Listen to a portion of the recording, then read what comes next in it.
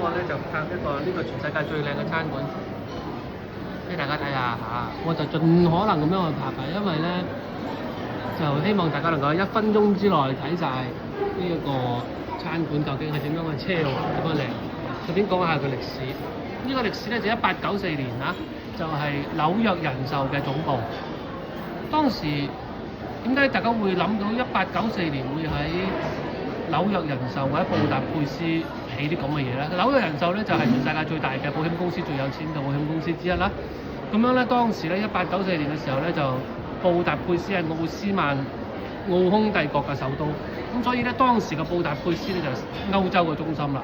咁所以起嘅嘢都係最繁華、最靚嘅。咁所以咧就係大家可能估唔到，原來布達佩斯有咁輝煌嘅歷史啊！當其時咧比倫敦更加輝煌啊！巴黎都唔掂啊！巴黎比當時係好噏得㗎咋。1894年係佢最巔峰嘅時候，所以咧佢哋起嘅嘢係最好嘅。咁所以嚟紐約人壽咧，呢個紐約餐館就可以感受得到當時嘅帝國嘅輝煌啊！